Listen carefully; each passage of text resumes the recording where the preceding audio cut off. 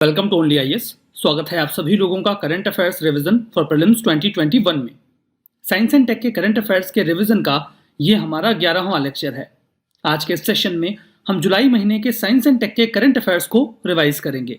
इस सेशन का first important article fund for industrial research engagement programme के बारे में है, यानी कि फायर प्रोग्राम। ये अपनी तरीके का पहला रिसर्च इनिशिएटिव है भारत में, जिसे लॉन्च किया गया है सर्ब के द्वारा। सर्ब का फुल फॉर्म है science and engineering research board. आसान भाषा में समझते हैं क्या है। जैसा कि नाम से स्पष्ट है कि एक प्रकार का फंड है। किस लिए फंड है? ताकि हम इंडस्ट्रियल रिसर्च कर सकें। एज वी नो कि इंडिया में रिसर्च एंड डेवलपमेंट की जो सिचुएशन है वो काफ़ी बेकार है, काफ़ी ख़राब है। कई सारी एंटिटीज़ हैं, कई सारे रिसर्चर्स हैं जो रिसर्च करते तो हैं, लेकिन वो इंडस्ट्री ओरिएंटेड रिसर्च नहीं होते।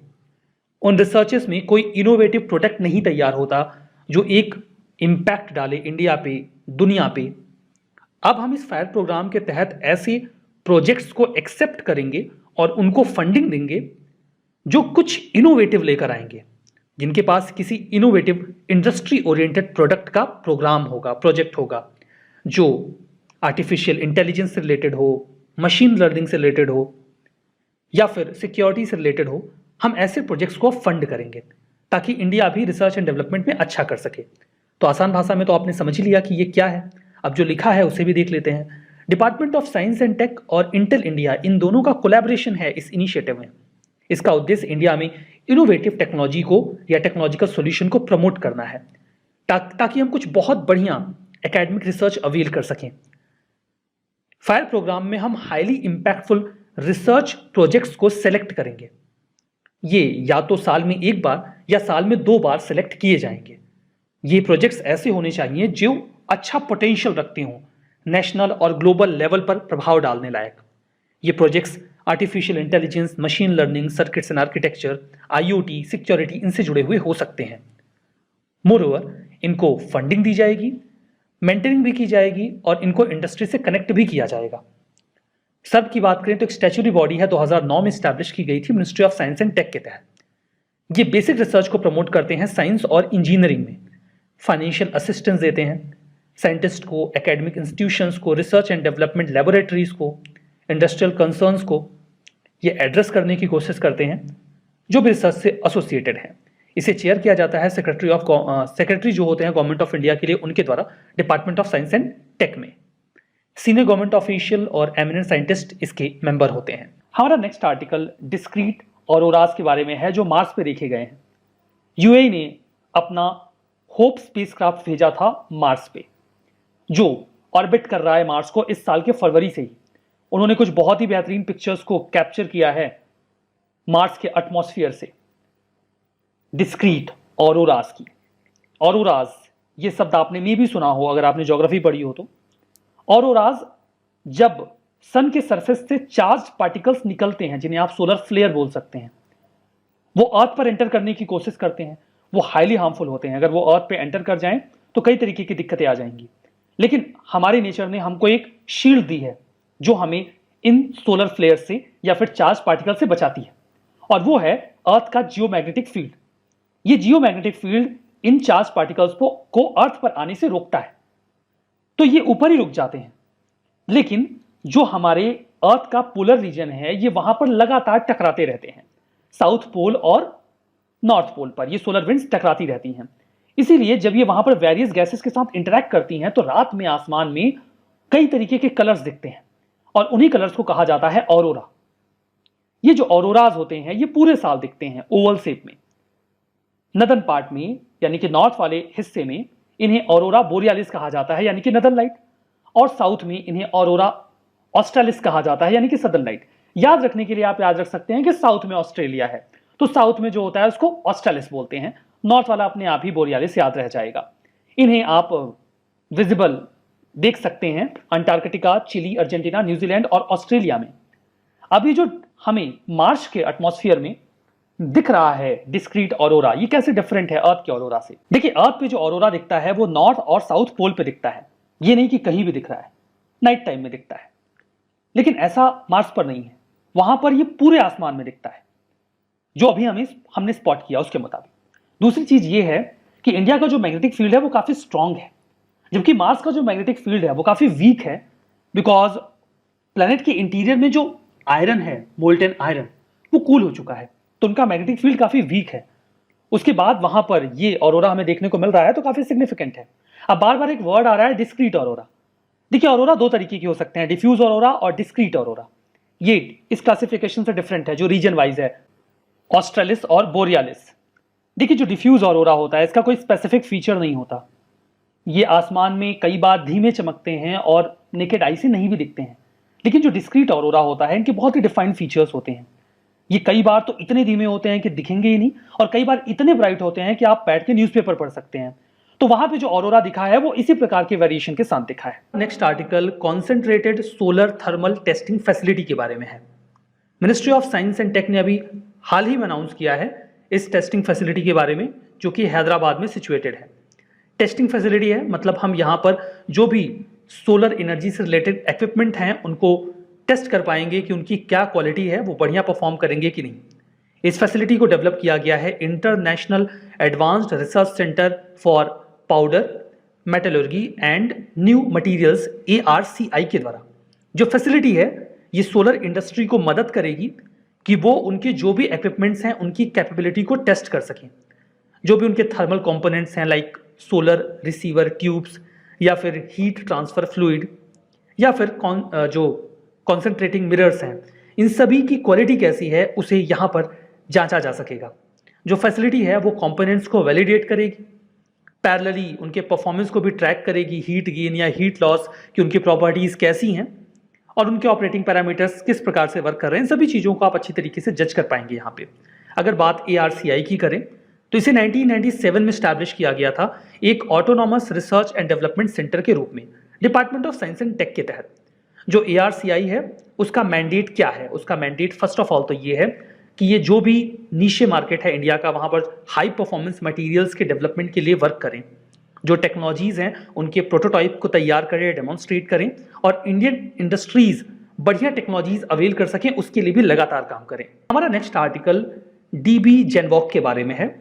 डिपार्टमेंट ऑफ बायोटेक के तहत काम करने वाला जो इंस्टीट्यूट है नाम है national institute of biomedical genomics, जो कि कल्याणी में सिचुएटेड है। इन्होंने दुनिया का पहला डेटाबेस तैयार किया है ओरल कैंसर के लिए। जो ओरल कैंसर होता है, मुंह में कैंसर हो जाता है, आपने अक्सर देखा होगा, उसका जो जेनोमिक वेरिएशन है उसका ये डेटाबेस तैयार कर रहे हैं ताकि रिसर्च में आसानी हो, हम उस पर अच्छे से वर्क कर सकें।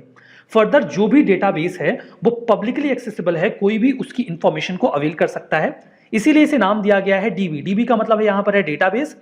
जेनवॉक अगर आप देखेंगे तो जेन इंडिकेट करता है जेनेटिक, V से वेरिएशन, O से ओरल और C से कैंसर। ठीक है, अब देखिए एक वर्ड है जीनोम जो अक्सर हमें परेशान करता है।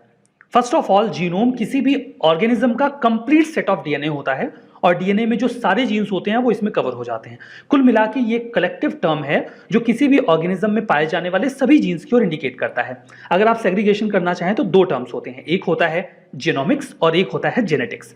तो जो जेनेटिक्स होता है वो सिंगल जीन की स्टडी करता है, जबकि जो जीनोमिक्स होता है वो जीनोम की स्टडी करता है, यानी कि ग्रुप ऑफ जीन्स की स्टडी करता है एज अ होल। तो आपको मतलब समझ में आ गया कि जेनोमिक्स और जेनेटिक्स में क्या अंतर है, तो जीनोम का मतलब भी आपने समझा।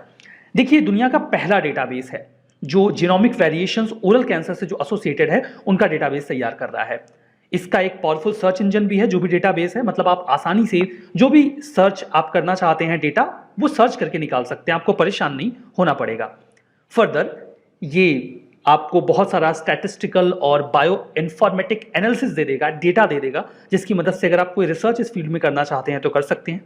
जो रिपोजिटरी है उसे हर साल अपडेट किया जाएगा और जो डेटा वेरिएशन हैं उनको कलेक्ट किया जाएगा इंडिया में जो ओरल कैंसर वाले पेशेंट्स हैं उनसे, और साउथ ईस्ट एशिया के बाकी जो देशों में कैंसर के पेशेंट्स हैं उनसे भी, और उसे यहाँ पे इंक्लूड कर लिया जाएगा। अगर आप national institute of biomedical genomics की बात करें तो ऑटोनॉमस इंस्टीट्यूट है डिपार्टमेंट ऑफ बायोटेक के तहत, पहला इंस्टीट्यूशन है इंडिया में जो एक्सप्लिसिटली काम करता है training, research, translation and services, capacity building, किस फील्ड में, बायोमेडिकल जेनोमिक्स के फील्ड में। वेस्ट बंगाल के कल्याणी में ये सिचुएटेड है। ओरल कैंसर की बात कर रहे थे, वैसे तो आप इसके बारे में जानते होंगे, काफ़ी प्रेवलेंट फॉर्म है कैंसर का। अक्सर देखा जाता है जो लोग बहुत ज़्यादा तंबाकू खाते हैं, गुटखा खाते हैं, वो अक्सर इस समस्या से ग्रसित होते हैं। कोई व्यक्ति अगर आवश्यकता से अधिक तंबाकू खाता है, टोबैको च्यूइंग करता है, उसके सेल्स के जेनेटिक मटेरियल में बदलाव हो जाता है। ये जो म्यूटेशन होता है ये ओरल कैंसर कॉज करता है। ये कैंसर काफ़ी खतरनाक होता है। अभी प्रयास चल रहा है, रिसर्चेस चल रही हैं कि क्या कॉज करता है, किस वजह से ऐसा होता है, बट ये काफ़ी कॉमन है और जानलेवा भी है।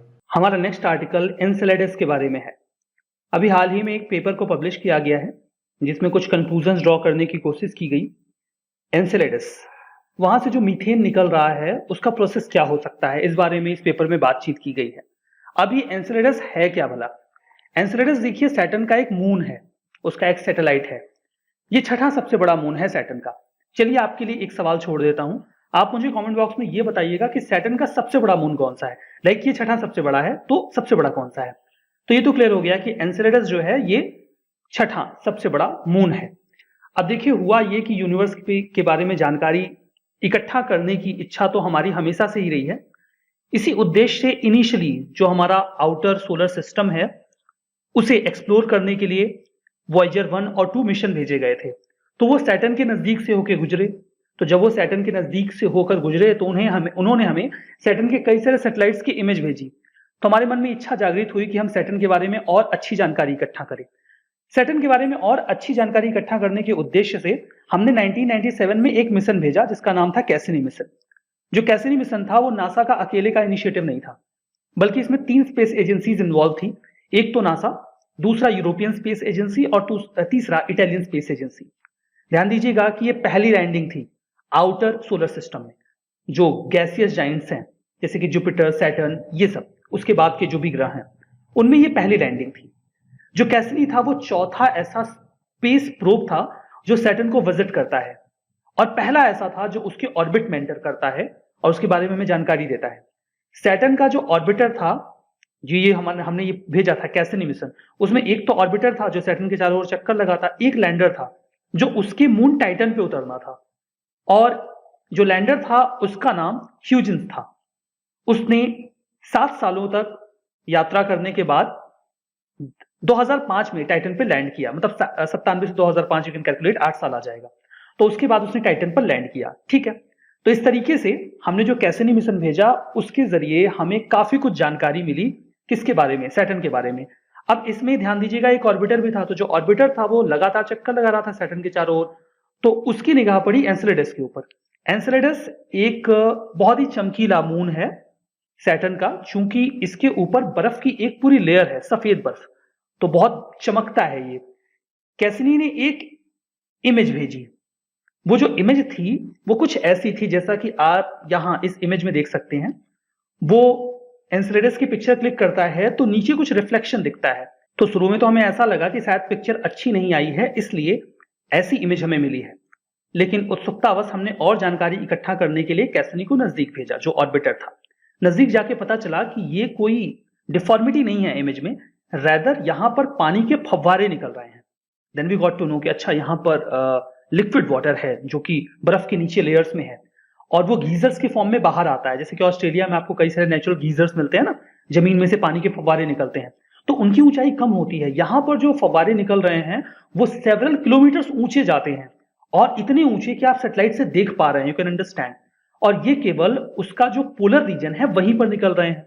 तो वहां पर और अच्छे से स्टडी किया गया। Then we got to know कि यहां पर जो ये फव्वारे निकल रहे हैं उसमें मीथेन है, कार्बन डाइऑक्साइड है, डाई हाइड्रोजन है और कई सारे जो भी कंपोनेंट्स हैं, ये जो प्लूम्स निकल रहे हैं उनमें हमें मिला। तो हमारे मन में ये उत्सुकता हुई कि ये जो हाइड्रोजन और मीथेन, बेसिकली मीथेन जो निकल रहा है, इसका सोर्स क्या है, मेथनोजेनेसिस क्या है, मीथेन प्रोडक्शन करने वाले जो माइक्रोब्स हैं क्या वो वहां पे अवेलेबल हैं जो ये मीथेन निकाल रहे हैं, जो मॉलिक्यूलर हाइड्रोजन है वो कहां से आ रहा है।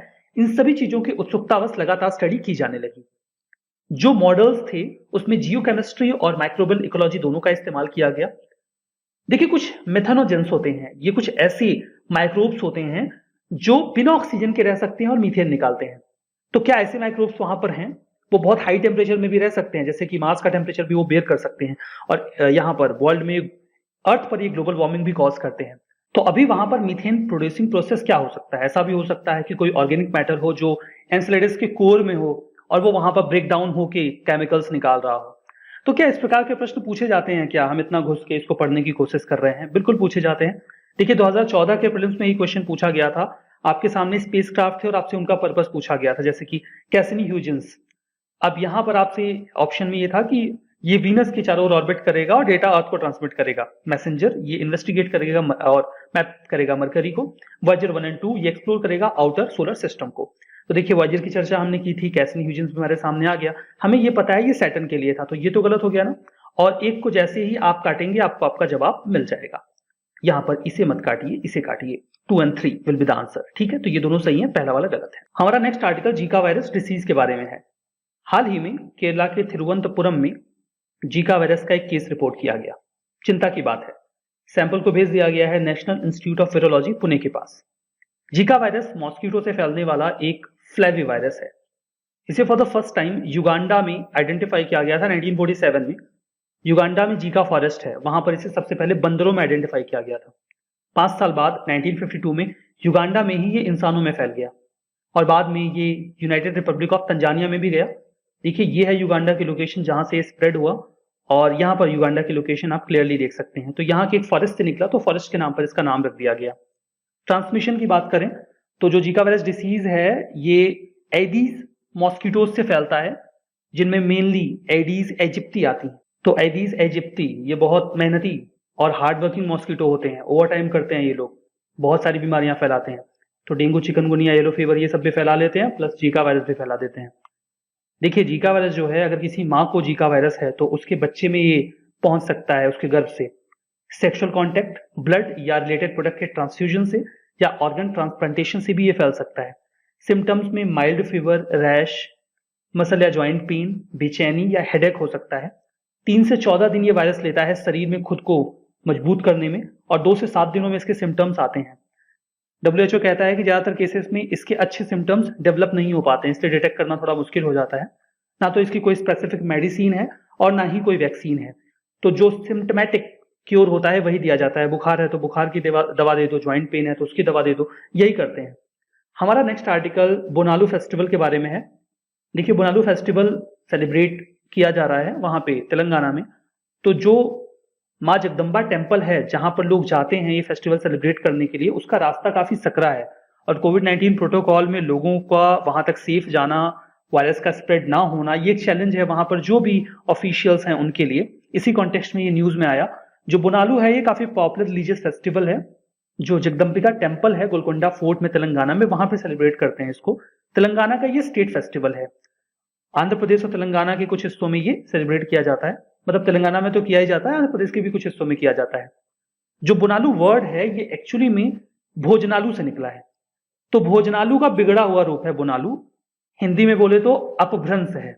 इसका मतलब होता है फूड। ये वो फूड है जो लोग मां जगदम्बिका को देते हैं, उन्हें ऑफर करते हैं, जो उन्होंने लोगों पर कृपा बरसाई है उसके लिए। हिंदू कैलेंडर के मुताबिक ये आषाढ़म के महीने में होता है। आषाढ़म मतलब आषाढ़ का महीना। अगर आप इंग्लिश कैलेंडर की बात करें तो ये जुलाई और अगस्त के बीच में पड़ेगा। तो देखिए आषाढ़ का जो महीना होता है, ऐसा माना जाता है कि जो तेलंगाना है या जो वो टेम्पल का पूरा रीजन है वो मां जगदम्बिका का मैटरनल होम है। वो वहां पर आती हैं इस आषाढ़ के महीने में। तो लोग उनको वेलकम करने जाते हैं और उनके लिए ऑफरिंग्स लेकर जाते हैं, अपना प्यार और अफेक्शन दिखाने के लिए कि उनकी बेटी उनके घर आई है, तो वो उनको ऑफर करते हैं खाना वगैरह और उनकी पूजा करते हैं। तो खाने में होता है कि गुड़, चावल और दूध को मिलाकर वो एक डिश बनाते हैं जो वो उनको ऑफर करते हैं। उसको वो एक घड़े में सजा वजा के सिर पे रख के महिलाएं लेके जाती हैं। नेक्स्ट आर्टिकल लिम्फेटिक फाइलेरियासिस के बारे में है। महाराष्ट्र की सरकार ने अभी प्लान किया है कि वो एक ड्रग एडमिनिस्ट्रेशन ड्राइव स्टार्ट करेंगे। कोशिश ये होगी कि लिम्फेटिक फाइलेरियासिस को एलिमिनेट किया जाए। इस प्रकार से कोविड-19 के सेकेंड वेव के आने के बाद महाराष्ट्र पहला ऐसा राज्य होगा जो इस एक्टिविटी को रिज्यूम कर रहा है। ध्यान दीजिएगा कि लिम्फेटिक फाइलेरियासिस, इसे आम बोलचाल की भाषा में हाथी पांव भी कहा जाता है, क्योंकि पैर काफी ज्यादा सूज जाता है और आपको देखकर ऐसा लगेगा, रिजेंबल करता है हाथी पांव जैसा। दैट्स वाई ये नाम दे दिया गया है। इसे ग्लोबली नेग्लेक्टेड ट्रॉपिकल डिसीज की कैटेगरी में रखा गया है, मतलब शुरुआत से ही इस पर बहुत ज्यादा ध्यान नहीं दिया गया। It is a kind of parasitic disease. जो पैरासाइट्स होते हैं माइक्रोस्कोपिक थ्रेड लाइक वॉर्म्स होते हैं, रेसे की तरह वो पैरासाइट्स होते हैं, जिन्हें आप वुकरेरिया बोनक्रॉफ्टी कह सकते हैं, 90% केसेस में यही कॉज करते हैं हाथी पांव को या फिर लिम्फेटिक फेलियारिसिस को। जो एडल्ट वॉर्म होता है वो ह्यूमन लिम्फ सिस्टम में ही रहता है, केवल वहीं रहता है। ह्यूमन लिम्फ सिस्टम क्या है? देखिए, बॉडी में जैसे हमारा पूरा नर्वस सिस्टम होता है जिसमें ब्लड फ्लो करता है, वैसे ही हमारी बॉडी में एक पूरा लिम्फ सिस्टम होता है। मे बी आप इसके बारे में ना जानते हो। ये जो लिम्फ होता है, या आप इसे लिम्फेटिक वेसल बोल सकते हैं, जिसमें ये लिम्फ फ्लो करता है। तो जो लिम्फ फ्लो करता है लिम्फेटिक वेसल्स में, उसमें वाटर होता है, मिनरल्स होते हैं और बड़ी संख्या में व्हाइट ब्लड सेल्स यानी कि WBCs होते हैं। ये जो लिम्फ सिस्टम होता है ये हमारे बॉडी के फ्लूइड बैलेंस को मेंटेन करता है और इन्फेक्शन से लड़ने में भी हमारी मदद करता है। लेकिन ये जो लिम्फेटिक फेलियारिसिस के पैरासाइट्स हैं वो इसी को हिट करते हैं। ट्रांसमिशन की बात करें तो ये जो पैरासाइट्स हैं ये एक पर्सन से दूसरे पर्सन तक पहुंच सकते हैं मॉस्किटोज के माध्यम से, और दुनिया भर में ये परमानेंट डिसेबिलिटी का एक बड़ा कॉज है। National programme for elimination of lymphatic filariasis, देखिए गोल इस प्रोग्राम का ये था कि हमें 2015 तक इसे खत्म करना है। फिर बाद में इसे एक्सटेंड करके 2021 तक कर दिया गया। इसमें बेसिकली 2 स्ट्रेटजीज हैं जिसमें हम ड्रग को लोगों तक पहुंचाते हैं। पहले में देखिए एक एंटी फिलेरिया ड्रग दिया जाता है, जो भी एलिजिबल पॉपुलेशन उन्हें साल में एक बार ये दवा दे दी जाती है। दूसरा प्रोसेस ये होता है कि उसमें 2 दवाएं या 3 दवाओं का कॉम्बिनेशन दिया जाता है। जब 2 दवाओं का कॉम्बिनेशन दिया जाता है तो DEC होती है एक पहली दवा, डाइथाइल कार्बामेजिन या फिर एल्बेंडाजोल, इन दोनों का कॉम्बिनेशन दे देते हैं, या फिर इसमें एक और दवा जोड़ लेते हैं आइवरमेक्टिन, तो 3 का कॉम्बिनेशन दे दिया जाता है। आर्टिकल वाइपर मिशन के बारे में है। नासा ने अनाउंस किया है वाइपर मिशन। 2023 में फाइनली इसे लॉन्च किए जाने का प्लान है। फुल फॉर्म है वोलाटाइल्स इन्वेस्टिगेटिंग पोलर एक्सप्लोरेशन रोवर। जैसा कि नाम में लिखा हुआ है इन्वेस्टिगेटिंग, इससे ये तो स्पष्ट हो गया कि ये कुछ न कुछ इन्वेस्टिगेट करेंगे। फर्दर यहां पर एक वर्ड है पोलर। इससे ये भ्रम हो सकता है कि क्या ये अर्थ के पोल पर भेजा जाएगा, ऐसा नहीं है। अगर ये नासा का मिशन है तो डेफिनेटली जो सेलेस्टियल बॉडी होगी कोई, वहां पर भेजा जाएगा। तो जिस सेलेस्टियल बॉडी पे इसे भेजा जाना है वो है मून। तो इससे ये स्पष्ट हो गया कि ये मून के पोलर रीजन पे भेजा जाएगा, जहां पर ये कुछ इन्वेस्टिगेट करेगा या फिर कुछ एक्सप्लोर करेगा। समझते हैं। It is a kind of mobile robot. Mobile robot का मतलब ये बिल्कुल नहीं है कि आप इसे मोबाइल से ऑपरेट करेंगे। मोबाइल रोबोट का मतलब ये है कि ये मूव कर सकता है, एक जगह से दूसरी जगह जाकर कुछ पता कर सकता है। ये किसी दूसरी सेलेस्टियल बॉडी पर भेजा जाने वाला, यानी अर्थ के बाहर किसी सेलेस्टियल बॉडी पर भेजा जाने वाला पहला रिसोर्स मैपिंग मिशन है। ध्यान दीजिएगा, मिशन तो बहुत पहले भी गए हैं, लेकिन रिसोर्सेस को मैप करने वाला ये पहला मिशन है। सेलेस्टियल बॉडी का मतलब मैं आपको बता देता हूं, ये कोई भी नेचुरल बॉडी होती है जो आपको अर्थ के एटमॉस्फेयर के बाहर मिलती है।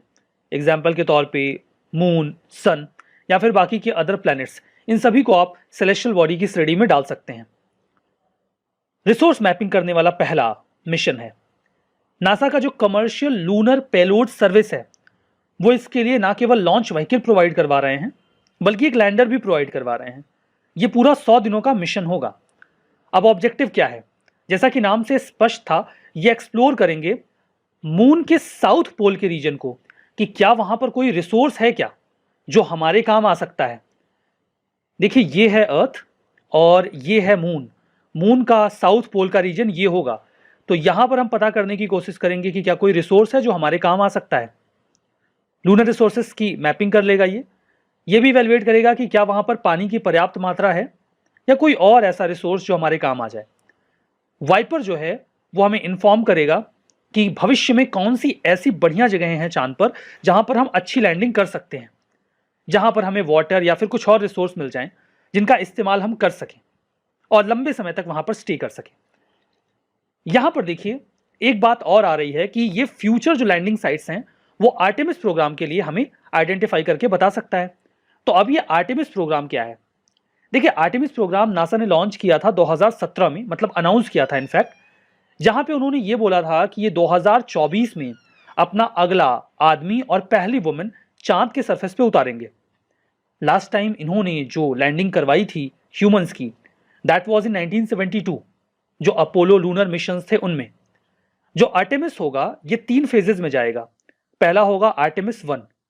इसमें ये एक अनक्रूड फ्लाइट भेजेंगे, कोई होगा नहीं, जस्ट टू चेक कि बढ़िया से जा रहा है कि नहीं। फिर आएगा आर्टेमिस 2, ये जाएगा, देखिए आर्टेमिस 1 जाएगा 2021 में, आर्टेमिस 2 विल गो इन 2023 और उसके बाद आर्टेमिस 3 जाएगा जो एस्ट्रोनॉट्स को लेकर मून के साउथ पोल पे लैंड करेगा and that will be in 2024। Golan Baire syndrome के बारे में है, जिसे आप शॉर्ट में जीबीएस बोल सकते हैं। हाल ही में यूएस रेगुलेटर्स ने यह कहा कि जॉनसन एंड जॉनसन की जो कोविड-19 की वैक्सीन है, इसे लगाने के बाद जीबीएस का खतरा थोड़ा बढ़ जाएगा या बढ़ता है, ये उन्होंने शंका व्यक्त की। अब ये जीबीएस है क्या भला? आपने एक गाना जरूर सुना होगा, दुश्मन न करे दोस्त ने वो काम किया है, जिंदगी भर का गम हमें इनाम दिया है। इस गाने को आप इस बीमारी से बिल्कुल रिलेट कर सकते हैं। जैसा कि हम सभी लोगों को पता है कि जो हमारे बॉडी का इम्यून सिस्टम होता है वो हमें जो एक्सटर्नल पैथोजेंस हैं उनसे बचाता है, लेकिन इस बीमारी में ऐसा नहीं होता। इस बीमारी में जो हमारा खुद का इम्यून सिस्टम है, जो हमारा दोस्त है, वो हमारे खुद के नर्व सेल्स को अटैक करने लगता है। ध्यान दीजिएगा कि यह बीमारी ना तो एक से दूसरे व्यक्ति को फैलती है और ना ही वंशानुगत है। सामान्यतया ये 50 साल से अधिक उम्र के लोगों में देखी जाती है। कॉजेस की बात करें तो इसका कारण क्या होता है, मुझे नहीं पता इसका क्या कारण होता है। इनफैक्ट क्लियर ही नहीं है कि इसका कारण क्या होता है, सिर्फ अंदाजा लगाया जाता है और अंदाजा ये लगाया जाता है कि जीबीएस के मोस्ट ऑफ द केसेस में ऐसा देखा गया है कि उस व्यक्ति को पहले कोई इन्फेक्शन हुआ होता है और फिर जीबीएस की प्रॉब्लम आ जाती है। यह इन्फेक्शन बैक्टीरियल या वायरल दोनों प्रकार का हो सकता है। ऐसा भी कहा जाता है कि कुछ प्रकार की वैक्सीन को लेने के बाद या फिर सर्जरी के बाद भी जीबीएस का खतरा बनता है। सिम्टम्स की बात करें तो देखिए, जो ये सिंड्रोम है ये हमारे पेरिफेरल नर्व्स को अटैक करता है, अफेक्ट करता है, जो हमारे मसल की स्ट्रेंथ को कंट्रोल करते हैं। जो हमारी नर्व्स होती हैं उनके ऊपर एक लेयर पाई जाती है, इस लेयर को कहा जाता है मेलिन। ये जो मेलिन की लेयर होती है ये मसल से जुड़ी होती है और वो उन्हें मूवमेंट प्रोवाइड करती है। मूवमेंट देने के अलावा ये जो नर्व के पेरिफेरल एरियाज होते हैं ये हमारी जो फीलिंग ऑफ पेन है, टेम्परेचर है, टच है, इसे भी ट्रांसमिट करते हैं माइंड तक। लेकिन इस बीमारी में ये डिस्टॉर्ट हो जाते हैं।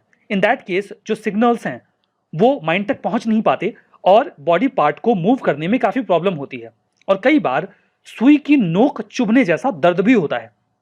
मसल्स वीक हो जाती हैं, जो सेंसेशन होती है हमारी मसल्स में, हाथों में या पैरों में, वो भी घटने लगती है, खत्म होने लगती है। देखा गया है कि जो कई सारे patients middle east respiratory syndrome से प्रभावित रहे उनमें जीबीएस हुआ। Further Zika, HIV, herpes virus या फिर कैंपिलोबैक्टर जेजुनी, जिन लोगों को भी ये बीमारियां थी उनको जीबीएस का खतरा रहा। ट्रीटमेंट की बात करें तो देखिए इसका कोई फुल फ्लेज ट्रीटमेंट नहीं है, मतलब जो सिम्टम्स हैं उन्हें ट्रीट किया जाता है। तो आईवीआईजी यानी कि इंट्रावेनस इम्यूनोग्लोबुलिन और प्लाज्मा थेरेपी ही इसमें मददगार साबित होती हैं। हमारा नेक्स्ट आर्टिकल है वो सब ऑर्बिटल फ्लाइट के बारे में है।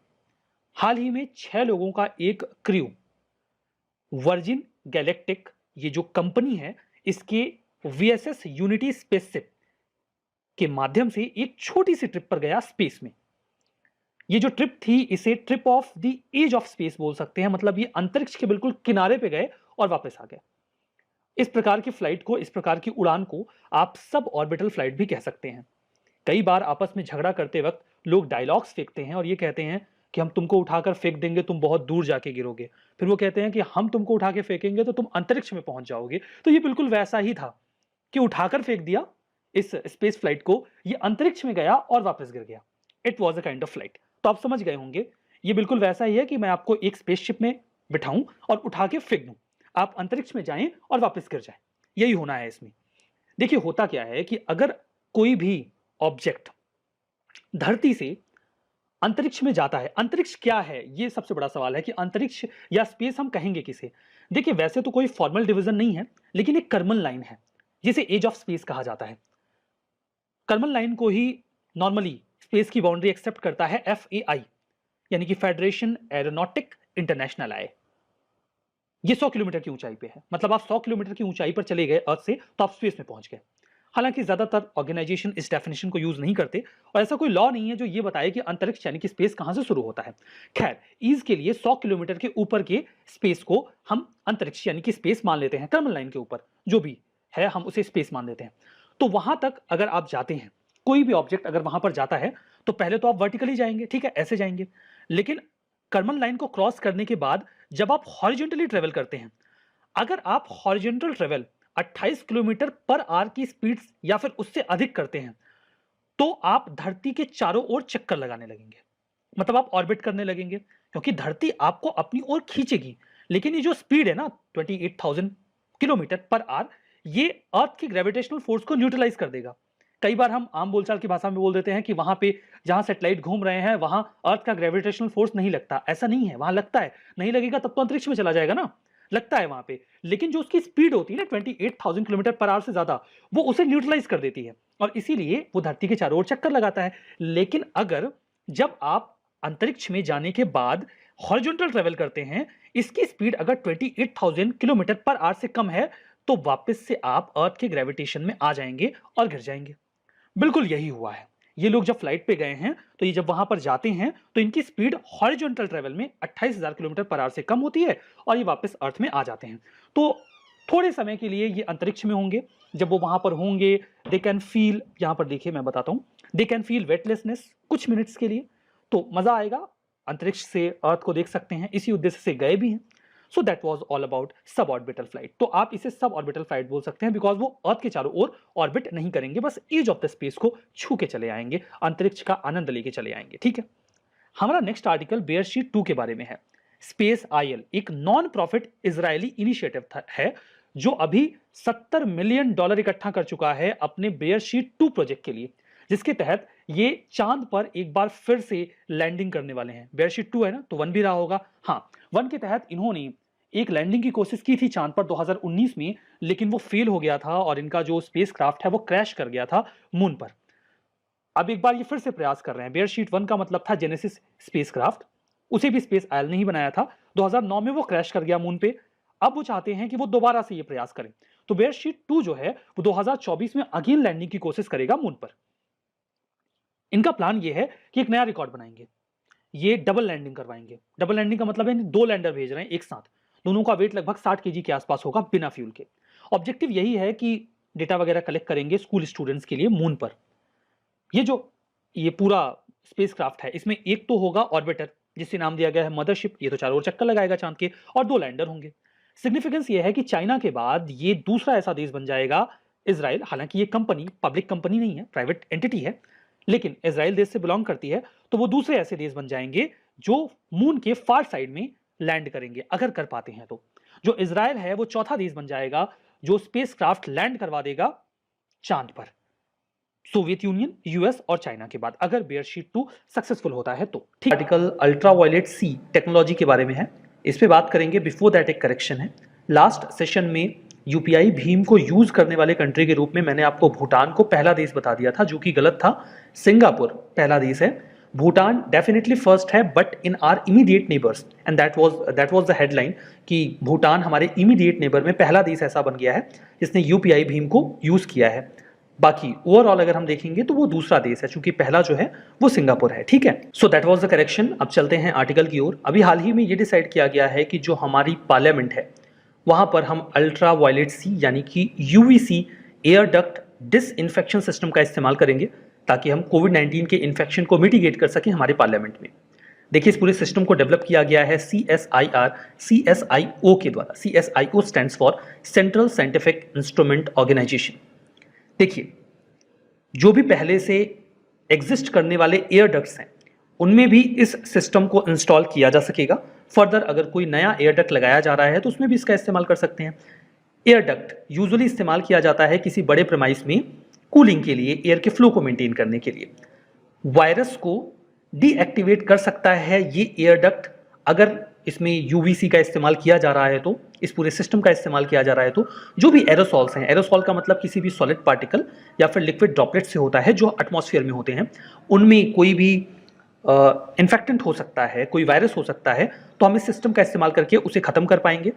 इस पूरे सिस्टम का इस्तेमाल हम बड़े ऑडिटोरियम्स में, मॉल्स में, एजुकेशनल इंस्टीट्यूशंस में, एसी बसेस में, इनफैक्ट रेलवेज में भी कर सकते हैं, वहां पर इन्फेक्शन को खत्म करने के लिए। कई सारे रिसर्चेस में ऐसा पाया गया है कि यूवीसी अल्ट्रावायलेट सी का इस्तेमाल करके हम जो कोविड-19 का वायरस है उसे मार सकते हैं, खत्म कर सकते हैं। यूवी रेडिएशन की बात करते हैं। देखिए, यूवी रेडिएशन जो है, अगर आप इसे इलेक्ट्रोमैग्नेटिक स्पेक्ट्रम में देखेंगे तो ये आपको एक्सरे और विजिबल लाइट के बीच में मिलेगा।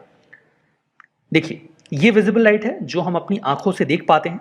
इसके बाद यहाँ पर एक्सरे आपको दिखेगा, जिसका इस्तेमाल बॉडी की स्कैनिंग करके जो भी इंटरनल सिस्टम्स हैं उनको जांचने के लिए, हड्डियों के लिए किया जाता है। इसके बीच में यहाँ पर आपको मिलता है अल्ट्रा वायलेट। ठीक है, तो ये तो स्पेक्ट्रम में इसकी लोकेशन है। जो अल्ट्रा वायलेट रेज हैं उसके बारे में भी बात हम जो कर रहे हैं, अर्थ पे जो सनलाइट आती है उसमें लार्जली आपको 3 प्रकार के यूवी रेडिएशन मिलेंगे। एक तो यूवी ए, दूसरा यूवी बी और तीसरा यूवी सी। ध्यान दीजिएगा कि जो यूवी ए है उसकी वेवलेंथ सबसे ज्यादा होती है। तो चूंकि इसकी वेवलेंथ ज्यादा होती है इसलिए ये हमारे एटमॉस्फेयर में एंटर कर पाता है। बी भी एंटर कर पाता है बट उतना नहीं जितना यूवी ए कर पाता है।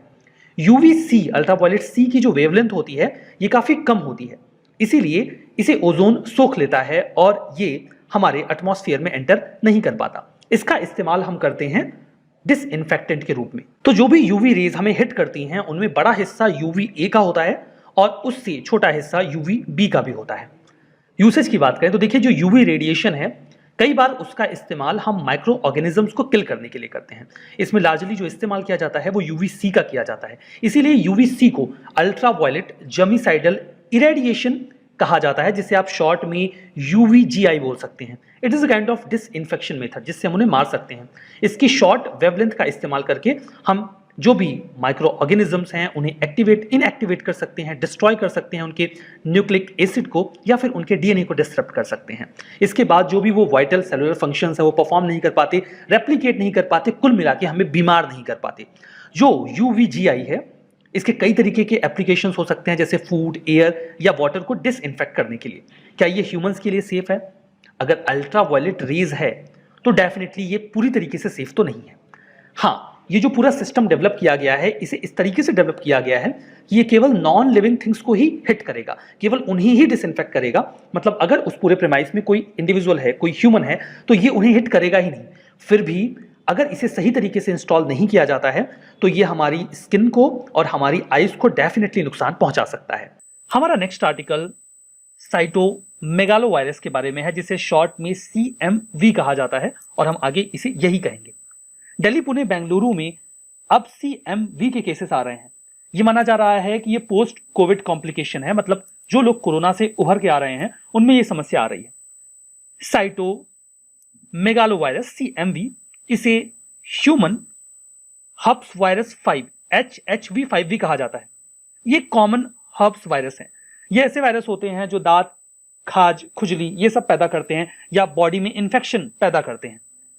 ये यूजुअली बचपन में नेचुरल इन्फेक्शन के तौर पे बॉडी में एंटर कर जाते हैं। एक बार ये ठीक हो गए तो ये असिम्प्टोमेटिक हो जाते हैं, मतलब ये इन्फेक्शन आपकी बॉडी में रहता है बहुत लंबे समय तक, लेकिन आपको इंपैक्ट नहीं करेगा जब तक आपकी बॉडी स्ट्रांग है। लेकिन जैसे ही आपकी बॉडी की इम्यूनिटी वीक होगी ये परेशान करने लगेगा। ऐसा ही होता है, ये वायरस यूजुअली लाइफ लॉन्ग हमारी बॉडी में रहते हैं, लेकिन तब तक हमें हिट नहीं करते जब तक हमारा इम्यून सिस्टम स्ट्रांग है। एज यू कैन सी कि जब कोविड होता है तो इम्यून सिस्टम बिल्कुल वीक हो जाता है, तो उसके बाद ये परेशान करने लगते हैं। जो सिम्टम्स होते हैं वो धीमे धीमे फिर सरफेस पे आते हैं। अगर किसी को कैंसर, एड्स या फिर किसी ने ट्रांसप्लांट वगैरह करवाया है ऑर्गन का, सिमिलरली कोविड के बाद भी ये देखने को मिल रहा है।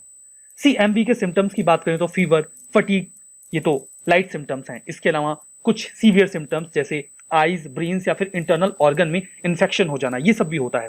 जो सिम्टम्स हैं इनमें जेस्ट्रो इंटेस्टाइनल ब्लीडिंग, डायरिया, ग्लैंड्स का स्वेल कर जाना, मुंह में अल्सर हो जाना, लिवर में इन्फ्लेमेशन होना या फिर ब्रेन में इन्फ्लेमेशन होना, जिसे आप इंसेफेलाइटिस बोलते हैं, ये तक प्रॉब्लम्स हो सकती हैं।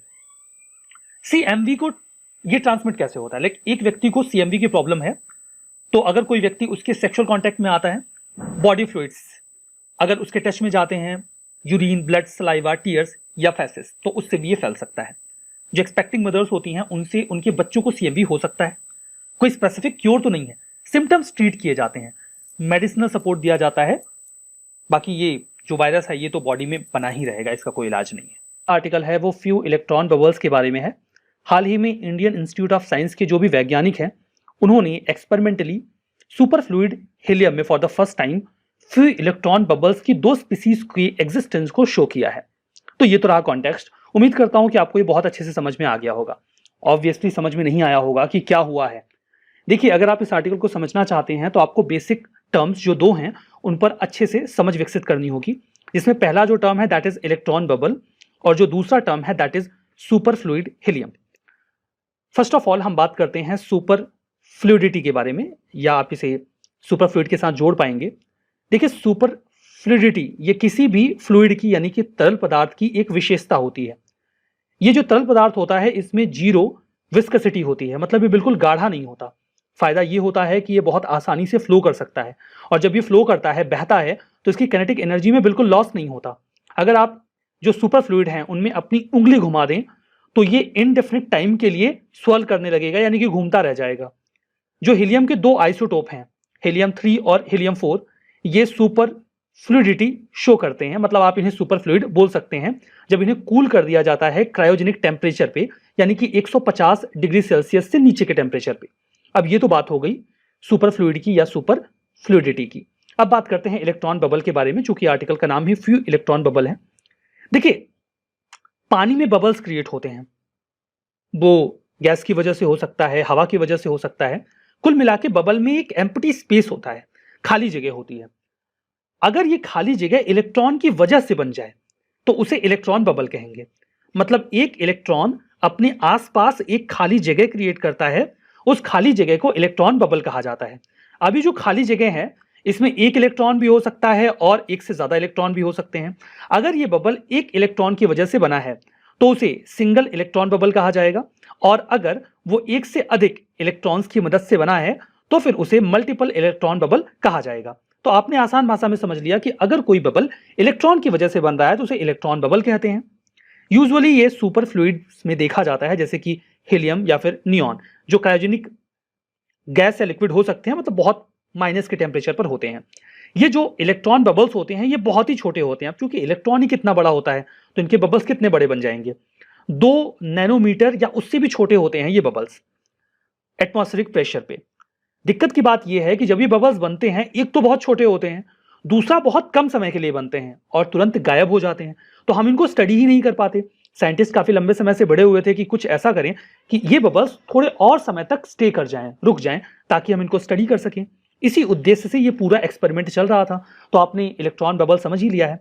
तो जो FeB यानी कि फ्यू इलेक्ट्रॉन बबल है, मतलब साफ है कुछ इलेक्ट्रॉन से बनने वाला बबल।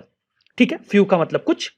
ये नैनोमीटर साइज की कैविटीज होती हैं। कैविटीज का मतलब खाली जगह। इस एक्सपेरिमेंट में ये जो खाली जगह इलेक्ट्रॉन की वजह से बनी है यानी कि बबल बने हैं, वो लिक्विड हीलियम में बने हैं।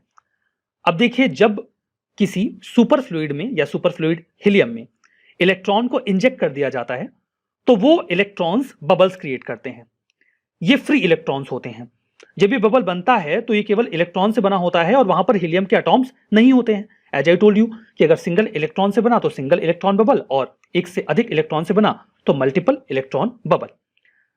अब यहां पर देखिए, इलेक्ट्रॉन्स कितनी संख्या में हैं, उनकी क्या स्थिति है और ये आपस में कैसे इंटरैक्ट कर रहे हैं, ये इस बात को डिटरमाइन करता है कि उस मटेरियल की फिजिकल केमिकल प्रॉपर्टीज कैसी होंगी। अब यहां पर जो हमने सुपर फ्लूइड हीलियम में इलेक्ट्रॉन बबल्स क्रिएट किए, ये कैसे किया? सबसे पहले तो हमने टंगस्टन ले लिया। टंगस्टन की टिप पर हमने वोल्टेज पल्स अप्लाई किया। वोल्टेज पल्स मतलब करंट का बर्स्ट अप्लाई किया, और उसको हमने इंजेक्ट कर दिया सुपर फ्लूइड हीलियम में या उसके लिक्विड में। उसके बाद हमने प्रेशर वेव्स को जनरेट किया अल्ट्रासोनिक ट्रांसड्यूसर्स की मदद से। ट्रांसड्यूसर्स की मदद से आप इन्हें अल्ट्रासोनिक सेंसर कह लीजिए। अब इस पूरी प्रक्रिया में क्रिएट हुए कुछ बबल्स। ये बबल्स उन इलेक्ट्रॉन्स की मदद से बने थे जो हमने वोल्टेज पल्स के जरिए उसमें इंजेक्ट किए थे। 2 बबल्स बने। एक बबल 8 इलेक्ट्रॉन से मिलकर बना था और दूसरा बबल 6 इलेक्ट्रॉन से मिलकर बना था। कुछ ऐसा। ये जो बबल है ये 8 इलेक्ट्रॉन्स का है, 6 इलेक्ट्रॉन्स का है। देखिए यहां पर इसका स्ट्रक्चर ये है, 1 2 3 4 5 और ये 6, और ये 8 इलेक्ट्रॉन से मिलकर बना है। आप काउंट कर पाएंगे, ये 8 इलेक्ट्रॉन्स मिलकर एक बबल बना रहे हैं। तो इस तरीके से हमें ये बबल्स बनते हुए दिख गए। सबसे अच्छी बात ये रही कि ये बबल्स लगभग 15 मिलीसेकंड तक स्टेबल रहे, जिसकी वजह से हम इन्हें आसानी से ट्रैप कर पाए और अब हम इन्हें स्टडी कर रहे हैं। अब इतना सब बवाल करने का क्या मतलब था, मतलब क्या फायदा मिला हमें? देखिए, सिग्निफिकेंस ये है कि जो फ्यू इलेक्ट्रॉन बबल्स क्रिएट हुए हैं ये साइंटिस्ट को मदद करेंगे कुछ फिनोमेनास को डिसेफर करने में, खोजने में। जैसे कि सुपर फ्लूइड्स या फिर जो विस्कस फ्लूइड्स हैं। As I told you, super fluids viscous fluids का उल्टा है, क्योंकि इनमें जीरो विस्कोसिटी होती है। इनमें टर्बुलेंट फ्लो कैसा होता है, जो लीनियर नहीं होता, जिगजैग फ्लो होता है, वो किस प्रकार का होता है, और जो हीट होती है वो सुपर फ्लूइड हीलियम में कैसे फ्लो करती है, ये हम इससे पता कर पाएंगे। फर्दर ये एक अच्छा मॉडल हमारे लिए हो सकता है जिसकी मदद से हम ये पता कर पाएंगे कि जो सुपर फ्लूइड्स होते हैं उसमें इलेक्ट्रॉन्स कैसे आपस में इंटरेक्ट करते हैं, उनकी क्या स्थिति होती है और वो किसी मटेरियल की प्रॉपर्टी को कैसे प्रभावित करते हैं। ये सारी जानकारी हमें इस एक्सपेरिमेंट से मिल पाएगी। हमारा नेक्स्ट आर्टिकल हबल टेलीस्कोप के बारे में है। कुछ गड़बड़ी आ गई है इसमें, तो नासा ने अभी इसे सेफ मोड में डाल दिया है और इसे फिक्स किया जाएगा। जो भी प्रॉब्लम आई है उसे सही किया जाएगा।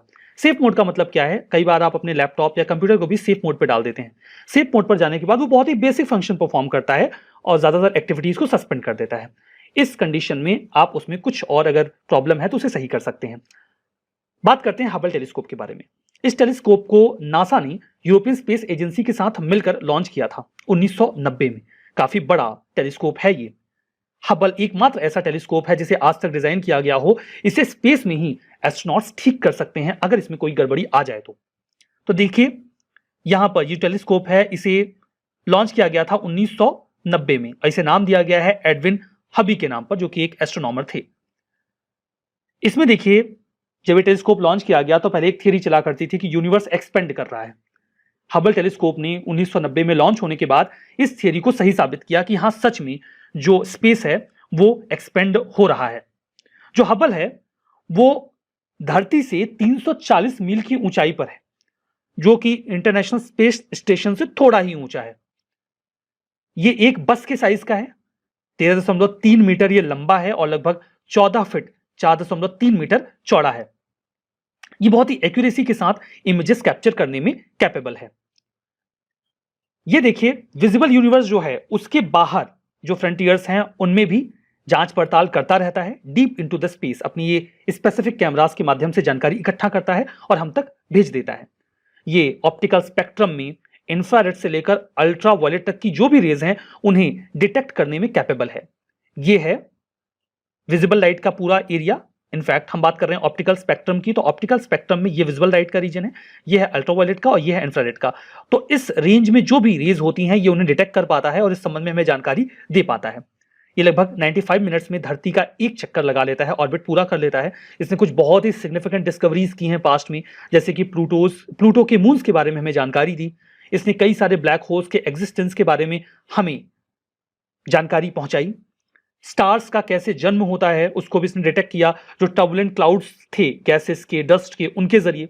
हबल टेलीस्कोप ने 6 गैलेक्सीज जब आपस में मर्ज हो रही थी तो उन्हें भी ऑब्जर्व किया था। और सबसे लेटेस्ट 11 फरवरी 2021 को हबल टेलीस्कोप ने कुछ ब्लैक होल्स के छोटे कॉन्सेंट्रेशन के बारे में भी हमें जानकारी दी।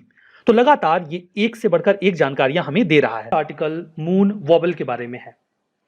यूएस की कोस्ट लाइन्स 2030 के मिड तक मैसिव फ्लडिंग फेस कर सकती हैं, जो रेगुलर लूनर साइकिल है उसकी वजह से, जिसे वॉबल इफेक्ट कहा जाता है। बिकॉज ऐसा माना जा रहा है कि जो वॉबल इफेक्ट है ये राइजिंग सी लेवल को और मैग्नीफाई कर देगा, जो कि लगातार क्लाइमेट चेंज की वजह से हो रहा है। So that is the context. तो न्यूज़ कुल मिला के ये है कि क्लाइमेट चेंज हो रहा है जिसकी वजह से ज़्यादा ग्लेशियर्स पिघल रहे हैं, समंदर के पानी का जो स्तर है वो बढ़ रहा है। उसमें जब मून वॉबलिंग का ये इफेक्ट और एड ऑन होगा तो फ्लडिंग तेज हो जाएगी। फर्स्ट ऑफ ऑल तो मून का वॉबल होना ये क्या है? देखिए मून की जो वॉबलिंग है ये एक साइक्लिकल शिफ्ट होता है मून के ऑर्बिट का, जिसमें मून लगातार स्वे करता रहता है। It is a kind of oscillation, जैसा कि आप इस इमेज में देख सकते हैं। अगर आप ध्यान देना चाहते हैं इस इमेज को, अगर आप देख पा रहे हो तो इस पॉइंट पर ध्यान दीजिए, ये जो हमने मार्क किया था यहां पे ये जा रहा है ना। इसके जरिए आप समझ पाएंगे कि ये एक तरीके से यू कैन से कि झूल रहा है। It is called wobbling. ये जो वॉबलिंग है ये उसके ऑर्बिटल प्लेन को भी अप एंड डाउन करता है। इसका क्या मतलब है? देखिए ये सूरज है, ये हमारी अर्थ है, ये अर्थ का ऑर्बिटल प्लेन है और ये है मून का ऑर्बिटल प्लेन। तो जब ये स्वे करता है तो ये पूरे ऑर्बिटल प्लेन को ही ऊपर या नीचे लेकर आता है, and that is called moon wobbling. Moon के खुद के ऑर्बिटल प्लेन में स्वे करना, घूमना, ये एक रेगुलर स्विंग है। इसका मतलब यह है कि हर 18.6 साल में यह वॉबलिंग एक बार कंप्लीट हो जाती है। तो सिंगल वॉबलिंग के कंप्लीट होने में 18.6 ईयर्स का टाइम लगता है। For the first time moon vowel को डॉक्यूमेंट किया गया था 1728 में, और ये सी लेवल राइज को कॉज करता है। कैसे करता है समझिए। जब मून वॉबल करता है, एज वी नो कि जो टाइड्स आते हैं उनमें मून के ग्रेविटेशनल पुल का एक बहुत ही बड़ा रोल होता है। तो जो वॉबलिंग होती है इसमें ये टाइड्स के फ्लो को प्रभावित करता है। जैसे कि जो शुरुआती 9.3 इयर्स होते हैं वॉबल की हाफ साइकिल में, उस समय होता यह है कि जो हाई टाइड्स होती हैं ये उनको थोड़ा सा दबा देता है, और जो लो टाइड्स होती हैं ये उनको थोड़ा सा उठा देता है। ये शुरुआती 9.3 इयर्स की वॉबलिंग में होता है जब हाफ साइकिल कंप्लीट होती है। अब इससे मोर एंड लेस जो टाइडल साइकिल है वो बैलेंस रहती है, कुछ खास दिक्कत नहीं होती। लेकिन मून वॉबलिंग में जो बाकी का 9.3 इयर्स का टाइम ड्यूरेशन होता है उसमें ये हाई टाइड को और ज्यादा हाई कर देता है और लो टाइड को और ज्यादा लो कर देता है। एज वी कैन सी कि अगर हाई टाइड्स और ज्यादा हाई होंगी तो फ्लडिंग का खतरा बढ़ जाएगा। तो क्लाइमेट चेंज की वजह से सी लेवल राइज ऑलरेडी हो रहा है।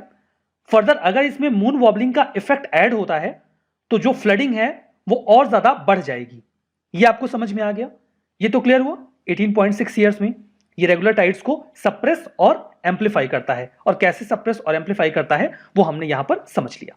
So that was all about moon wobbling. आप आई होप कि मून वॉबलिंग का जो इफेक्ट है इसे समझ ही गए होंगे। नेक्स्ट आर्टिकल पेगासस स्पाईवेयर के बारे में है। बहुत ज्यादा न्यूज में है ये मैलिशियस सॉफ्टवेयर। आरोप लगाया गया है कि सॉफ्टवेयर का इस्तेमाल करके दुनिया भर की कई सारी सरकारें और सिक्योरिटी एजेंसीज कई सारे इंडिविजुअल्स को स्पाई कर रहे हैं, मॉनिटर कर रहे हैं उनकी एक्टिविटीज को। सरप्राइजिंगली इंडिया में भी इसके केसेस आए और आरोप लगे कि जो सरकार है वह कई सारे लोगों की स्पाइंग कर रही है, including various media personal, opposition leader and ministers as well. एक बात और भी निकल के आई कि इंडिया की ओर से पाकिस्तान ने ऐसा आरोप लगाया है कि पाकिस्तान के जो प्राइम मिनिस्टर हैं इमरान खान, उनके ऊपर भी स्पाइंग की जा रही थी काफी लंबे समय से। तो ये पूरा मामला काफी ज्यादा हाईलाइटेड है पेगासस स्पाईवेयर का।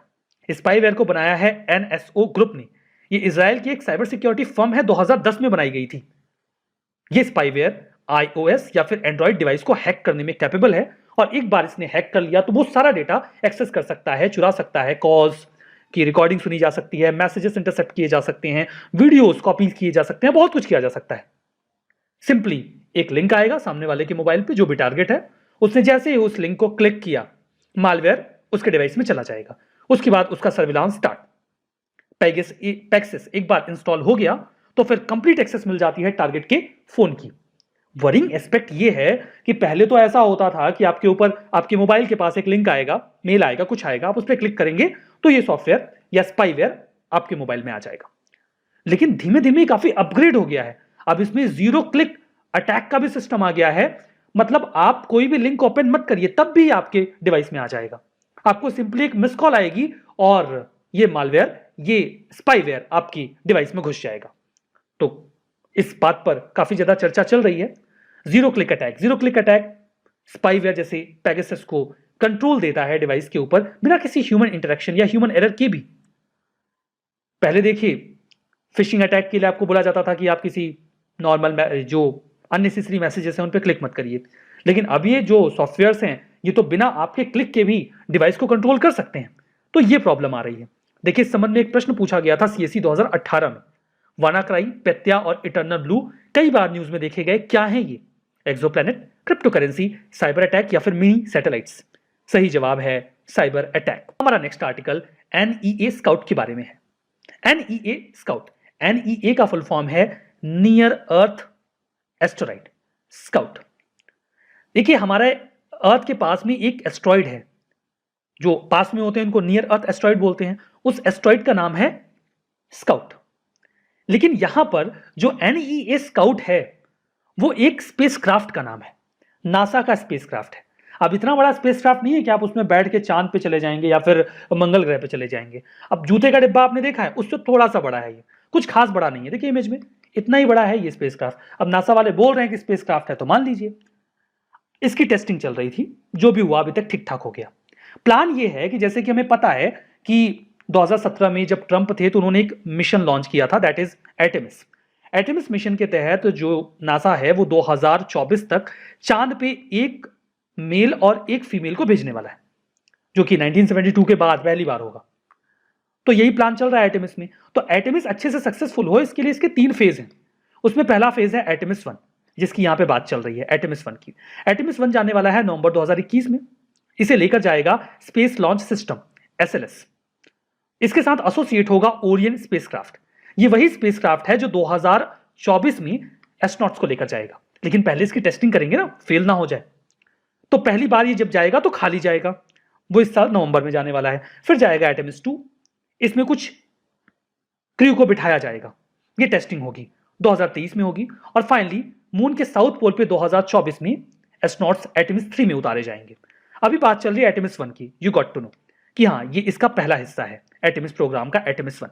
एर्टेमिस 1 जो कि नवंबर में इस साल लॉन्च होने वाला है, उसमें एक अनक्रूड टेस्ट फ्लाइट होगी, जिसमें फ्लाइट जो स्पेस क्राफ्ट है जिसका नाम ओरियन स्पेस क्राफ्ट है वो तो रहेगा, लेकिन उसमें कोई बैठेगा नहीं। अब जब आप एस्ट्रोनॉट्स भेजोगे किसी मिसाइल से तो एक स्पेस क्राफ्ट होगा ना जिसमें वो लोग बैठेंगे। रॉकेट में सीधा थोड़ी बिठा दोगे, आग होती है रॉकेट में, ठीक है।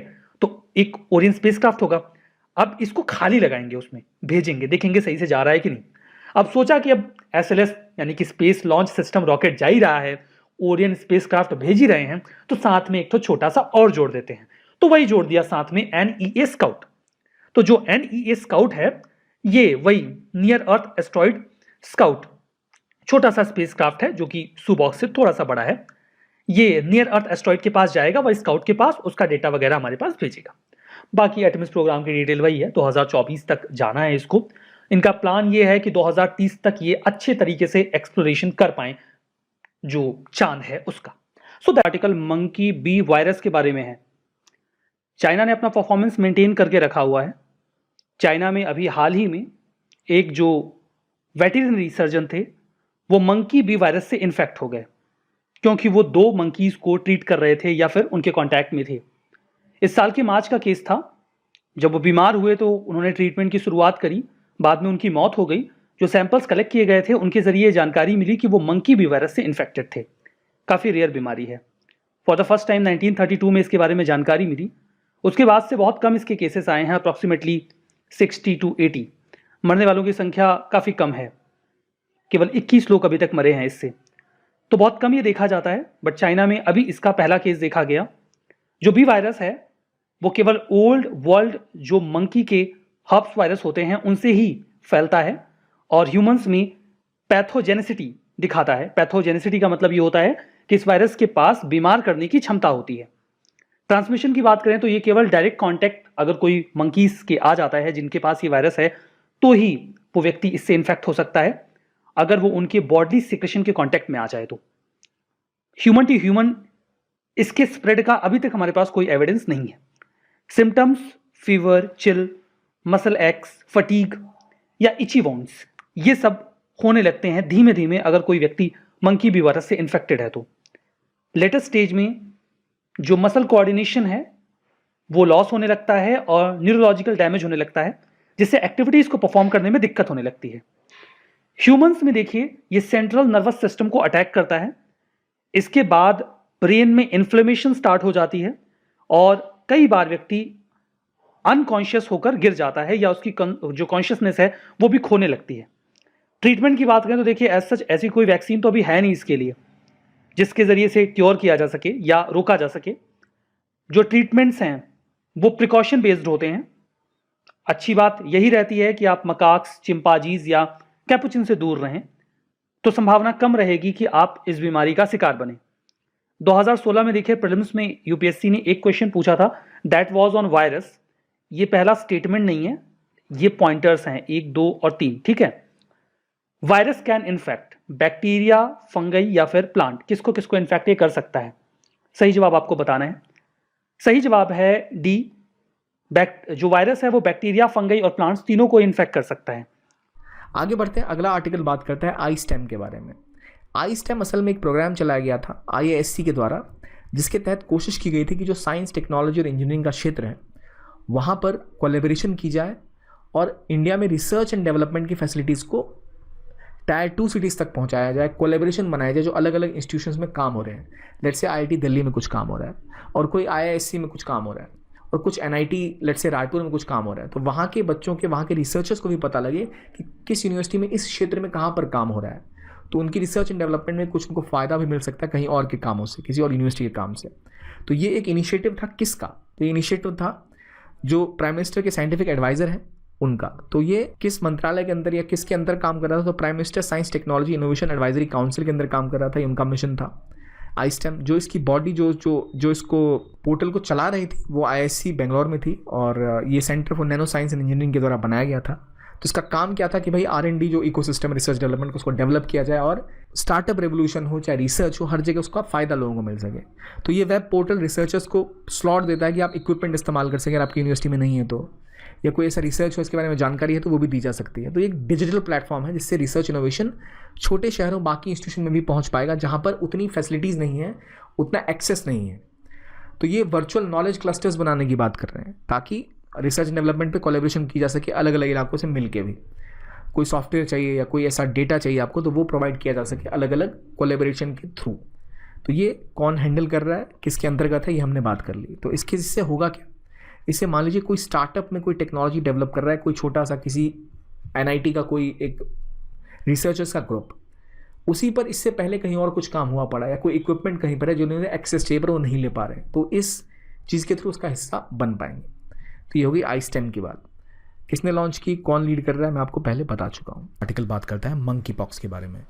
यूएस में पाया गया कि एक व्यक्ति जो कि टूरिस्ट था, नाइजीरिया से यूएस आया और वो मंकी पॉक्स से पीड़ित था। अब प्रॉब्लम यह है कि मंकी पॉक्स नाम से भी क्लियर हो रहा है एक तरह की जूनोटिक डिजीज़ है।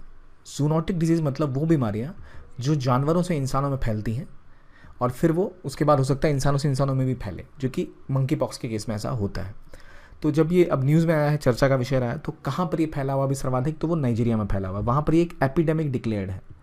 अब हमें पता होना चाहिए कि एपिडेमिक वर्सेस पेंडेमिक में क्या फ़र्क होता है। एपिडेमिक एक इलाके में या एक देश में या एक कम्युनिटी में ही सीमित रहता है और जब वो कई देशों में फैल जाता है तो उसे पेंडेमिक डिक्लेयर कर दिया जाता है। अब मैं अभी इस डिटेल में नहीं जाऊँगा कि कौन पेंडेमिक डिक्लेयर करता है, हमने पहले ही डिटेल में कवर किया कि पेंडेमिक कैसे डिक्लेयर होता है, कौन सी बॉडी करती है, और आपने कोरोना के को कवर करते टाइम इसको ढंग से ज़रूर पढ़ा ही होगा। तो अभी जो एपिडेमिक है ये नाइजीरिया में है। नाइजीरिया का व्यक्ति यूएस गया, वहाँ से पकड़ा गया कि अच्छा ये कैरियर है मंकी पॉक्स का। तो अब मंकी पॉक्स शुरू कहाँ हुआ? तो 1958 में ये पहली बार रिपोर्ट हुआ था कोंगो में, जो कि अगेन एक अफ्रीकन कंट्री है और अफ्रीका के कई रीजन्स में पहले भी फैल चुका था। लेकिन उस टाइम में जब ये अफ्रीका में फैला था तो स्मॉल पॉक्स की जो वैक्सीन होती थी उसी वैक्सीन से ऑलमोस्ट 85% एक्यूरेसी के साथ इसकी रोकथाम की जाने लगी थी। तो स्मॉल पॉक्स की वैक्सीन मिलती थी तो ये भी फैल नहीं पाता था, ये बीमारी भी नहीं फैलती थी। लेकिन समस्या यहाँ ये हो गई है कि अब स्मॉल पॉक्स दुनिया से 1980 में स्मॉल पॉक्स दुनिया से ख़त्म हो चुका है, उसका उन्मूलन कर दिया जा चुका है। तो उसके बाद से अगर अब किसी को मंकी पॉक्स हो रहा है तो वैक्सीन अवेलेबल नहीं है। तो अब अगर नाइजीरिया में फैला हुआ है तो उनको बड़ी दिक्कत हो रही है वैक्सीन इकट्ठा करने में। और शुरू कहाँ से हुआ था? तो कोंगो से। तो ये अगर इंडिया में भी आ जाए तो इंडिया के लिए अलग से एक सरदर्द बन सकता है। तो मंकी पॉक्स के बारे में थोड़ी सी बातें हैं कि मंकी पॉक्स एक जूनोटिक डिजीज़ है और इसका जो नेचुरल कैरियर है वो अभी तक डिफाइन नहीं कि कौन इसको कैरी करता है। नाम तो मंकी पॉक्स है पर चूहे, बिल्ली, किसी भी चीज़ से कैरी हो सकता है, ये कुत्तों से भी हो सकता है। और इसके सिम्टम्स क्या हैं? जैसे जो भी सिम्टम्स हम चेचक या स्मॉल पॉक्स में देखते हैं ऑलमोस्ट वैसे ही हैं। बॉडी में दर्द होता है और फ़र्क ये है कि पूरी बॉडी में दाने निकल जाते हैं गोल गोल और वो लिम्प बन जाते हैं, उनमें पस्सा भी कभी कभी भरा हुआ होता है। तो काफ़ी ज़्यादा बॉडी को ख़राब करता है और 10 में से एक व्यक्ति की मौत भी इससे हो जाती है। तो एक डेडली डिजीज़ है, तो इसलिए बहुत इंपॉर्टेंट है इसको रोकना। और मंकी पॉक्स और स्मॉल पॉक्स का एक अंतर ये है कि स्मॉल पॉक्स में जो दाने होते हैं वो फूलते नहीं, स्वेल नहीं होते, उनमें सूजन नहीं आती। यहाँ पे वो लिम्फ जो है वो स्वेल कर जाते हैं। तो ये जो ट्रांसमिशन है पर्सन टू पर्सन भी हो सकता है और इसलिए काफ़ी खतरनाक और बहुत जल्दी ये रैपिडली फैलता है और इसकी प्रेजेंट में कोई ट्रीटमेंट अवेलेबल नहीं है। ये सारी पॉइंट हमें पता होना चाहिए। अब अभी कहाँ फैला है? नाइजीरिया में। और नाइजीरिया का रीजन अगर आप देखें तो उसके आसपास कौन सी लैंडलॉक कंट्रीज़ हैं? क्या चाड एक लैंडलॉक कंट्री है या फिर लेगोस कहाँ पर है? और ये रीजन आपका ब्राइट ऑफ बेनिन कहाँ पर आता है? ये आपको पता होना चाहिए अगर आप किसी भी कंट्री को देख रहे हैं। तो मैप में ये कवर करना इंपॉर्टेंट है। तो एक क्वेश्चन आ गया 2014 में पूछा गया था ये कि इन बीमारियों में किनको इंडिया में किसका उन्मूलन हो चुका है? डिप्थीरिया, चिकन पॉक्स या स्मॉल पॉक्स? ये आपके ऑप्शन है 1 and 2, 3 ओनली, 1 to 3 या नन। तो जैसे मैंने मेंशन किया कि स्मॉल पॉक्स दुनिया भर से ख़त्म हो चुका है, तो ऑब्वियसली इंडिया से भी ख़त्म हो चुका है, लेकिन इसके अलावा डिप्थीरिया और चिकन पॉक्स अभी तक इंडिया में पाए जाते हैं। तो इसका आंसर ऑब्वियसली बी होगा, केवल स्मॉल पॉक्स। आगे बात आती है, रशिया ने अपना एक नया स्पेस स्टेशन में अपना एक मॉड्यूल भेजा है जो कि उस इंटरनेशनल स्पेस स्टेशन में जाके अटैच हो जाएगा, जिससे जो रशिया का अपना मॉड्यूल था जिनमें इनके रिसर्चर्स आके इनके एस्ट्रोनॉट्स आके रिसर्च करते थे और काम करते थे, वो और ज़्यादा आसानी के साथ काम कर पाएंगे। एक बेसिक डिफरेंस आपको पता होना चाहिए, हम कहते हैं ना एस्ट्रोनॉट्स, रशिया में कहा जाता है कॉस्मोनॉट्स। तो पहले रशियन व्यक्ति थे जो स्पेस में गए, पहली महिला रशियन थी जो स्पेस में गई थी यूएसएसआर के टाइम में, तो वो उन्हें कॉस्मोनॉट्स कहते थे। लेकिन जब यूएस ने भेजा तो उन्होंने एस्ट्रोनॉट्स कहना स्टार्ट किया और तब से हम एस्ट्रोनॉट ही यूज़ करते हैं। तो ये इनके जहाँ भी कॉस्मोनॉट मतलब आता है तो वही एस्ट्रोनॉट है, उसको रशिया कॉस्मोनॉट कहती है। तो नौका मतलब होता है साइंस, और ये सबसे बड़ी स्पेस लेबोरेटरी है जो रशिया ने लॉन्च करी है, और ये उससे स्पेस फैसिलिटीज़ बहुत होंगी, टॉयलेट्स एक्स्ट्रा होंगे, कुछ और इक्विपमेंट्स होंगे। और ये कहाँ से लॉन्च किया गया, तो कोस्मोड्रोम कजाकिस्तान से लॉन्च किया गया, बाकिनौर के पास, जहाँ से और भी लॉन्चिंग पहले होती थी, क्योंकि जो इस नासा के भी लोग अगर जाते थे तो यहीं से जाते थे, क्योंकि नासा ने लॉन्चिंग बंद करी थी अपने स्पेस स्टेशन के लिए फ्रॉम यूएसए। तो फिर वो प्राइवेट सेक्टर में, जैसे अमेजॉन है, अमेजॉन की कौन सी कंपनी बताइए मुझे आप, ब्लू ऑरिजिन्स या फिर बोइंग या स्पेस एक्स, अब ये कंपनियां प्राइवेट सेक्टर का ही काम कर रही हैं। तो नौका की बात हुई, जो एक मॉड्यूल है जो कि वहाँ जाकर उनसे कनेक्ट होगा। तो देखिए इंटरनेशनल स्पेस स्टेशन कुछ इस तरह दिखता है। ये हालांकि ईएसए की वेबसाइट से लिया गया पिक्चर है, तो यूरोप का बता रहा है, लेकिन आप देखिए अगर स्पेस स्टेशन है जहाँ कई सारे देशों के मॉड्यूल्स लगे हुए हैं, इनमें ये नौका है, यहाँ इस तरह का स्ट्रक्चर है, यहाँ पर ये नौका वाला इनका मॉड्यूल है। इसमें जाकर सोयस के थ्रू एक नया मॉड्यूल ऐड हो जाएगा, यहाँ जुड़ जाएगा, तो उसको और कैपेसिटी मिल जाएगी, वहाँ और कार्य कर पाएंगे वो। ये जो अभी जहाँ पे जुड़ने वाला है ये नौका, ये ज़्वेदा, ये इनका मेन मॉड्यूल है, इसमें जाके अटैच हो जाएगा। तो यहाँ पर काम करो, यहाँ देखिए आप बोइंग का है, यहाँ स्पेस एक्स का ड्रैगन यहाँ के अटैच हुआ था। हमने पढ़ा होगा पहले भी कि स्पेस एक्स भी लेके गया था कुछ एस्ट्रोनॉट्स को डेमो 2 मिशन के तहत, राइट। तो स्पेस एक्स का ड्रैगन यहाँ आके अटैच हुआ था, ये नौका यहाँ के अटैच हो रहा है। तो ये अलग अलग तरह से चीज़ें हैं जो अटैच होती जाती हैं और मॉड्यूल्स ऐड होते हैं। तो मॉड्यूल का फ़ायदा क्या होगा, और ज़्यादा स्पेस रिसर्च कर पाएंगे वो। तो ये काफ़ी टाइम से कोशिश में थे इसको ले जाने की, लेकिन कई बार कर नहीं पा रहे थे क्योंकि बहुत बड़ा मिशन था ये। इसके साथ इसके अंदर क्या क्या जा रहा है, तो एक ऑक्सीजन जनरेटर है, एक स्पेयर बेड है, एक टॉयलेट और एक रोबोटिक कार्गो है जो कि यूरोपियन स्पेस एजेंसी ने बनाया है। तो जो इनका एक रशिया का ज़्वेज़दा जो मॉड्यूल है जो आपको यहाँ दिख रहा है, यहाँ पर इस मॉड्यूल के साथ कनेक्ट हो जाएगा, यहाँ से ऐड कर रहा है तो कनेक्ट हो जा रहा है इसमें वो। तो और ज़्यादा सोफिस्टिकेशन प्रोवाइड करेगा उनको, और सिस्टम और स्ट्रक्चरल फंक्शनल सिस्टम देगा कि कैसे रशिया का जो ऑर्बिट सिस्टम है उस पर और डिटेल में काम कर सकें। तो ये मॉड्यूल जो आके इसमें लगेगा, उससे पहले कोई मॉड्यूल निकला होगा तभी तो भाई लगेगा, खुला तो नहीं छोड़ा होगा ना यहाँ से। तो यहाँ से पीर मॉड्यूल बाहर निकला है, और पीर मॉड्यूल जिसे पायर भी कहते हैं रशिया में, तो वो एक छोटा सा था इसके मुकाबले और डॉक हो रखा था वहाँ। अब ये बाहर निकल के धरती के आउटर लेयर में आके जल जाएगा और फिर कुछ हिस्सा इसका पैसिफिक ओशन में गिरेगा जो कि हार्मलेस होगा। ये जो निकाला गया था आईएसएस से वो प्रोग्रेस MS-16770P कार्गो शिप के द्वारा निकाला गया था, जो फरवरी तक से उसमें डॉक्ड है, आईएसएस में डॉक्ड है, बाद में वो भी निकल जाएगा उससे। तो किसको निकाला, पिट्स को, कौन सा जा रहा है नौका, कहाँ पे, रशियन स्पेस स्टेशन में, किस मॉड्यूल को ऐड करेगा ज़्वेज़दा में, जिसका एक अलग पार्ट बनेगा ये नौका। तो रशिया को और कैपेबिलिटीज़ देगा रिसर्च की। कितनी इसकी लेंथ है, विड्थ है, वेट है, ये हमारे लिए उतना इंपॉर्टेंट नहीं है कि उतना याद करना पॉसिबल नहीं है, पर क्या ले जा रहा है, तो ऑक्सीजन जनरेटर्स ले जा रहा है, स्पेयर बेड और रोबोटिक कार्गो भी साथ में लेके जा रहा है। आर्टिकल निमोनिया के बारे में है।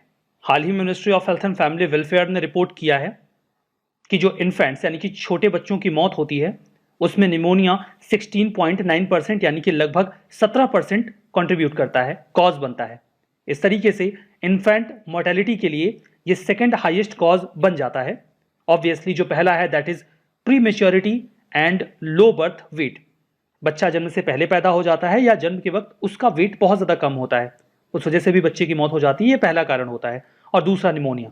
निमोनिया क्या है, ये एक एक्यूट रेस्पिरेटरी इन्फेक्शन है जो लंग्स में होता है, काफ़ी ज़्यादा इन्फेक्शन हो जाता है। इसे न्यूमोकोकल डिसीज भी कहा जाता है। कोई भी ऐसी डिसीज जो स्ट्रेप्टोकोकस न्यूमोनाई है या फिर न्यूमोकोकस से होती है, it is a kind of bacteria, उसे न्यूमोकोकल डिसीज कहा जाता है। मतलब इस बैक्टीरिया से होने वाली डिसीज को न्यूमोकोकल डिसीज बोलेंगे। तो अब हमने निमोनिया से पूछा कि भाई तुम होते क्यों हो, कारण क्या है तुम्हारे होने का, तो बोले हम बैक्टीरिया से हो जाते हैं। हमने कहा ठीक है। बोले हम वायरस से भी हो जाते हैं। हमने कहा ठीक है भाई। बोले हम फंगई से भी हो जाते हैं। हमने कहा रुक जा भाई, थम जा, थोड़ा सब्र कर ले। मतलब इसका कोई सिंगल कॉज नहीं होता, ये बैक्टीरिया, वायरस, फंगई, कई सारे जो माइक्रो ऑर्गेनिजम्स हैं उनसे हो जाते हैं। ये उनका कारण होता है। स्प्रेड कैसे होते हैं? कॉन्टेजियस होता है ये। कफिंग या स्नीजिंग जिसको हुआ है उसे हो रहा है तो सामने वाले को फैल सकता है। बॉडी फ्लूइड जैसे ब्लड चाइल्ड बर्थ के दौरान जो होता है या कंटेमिनेटेड सरफेस से भी ये फैल सकता है।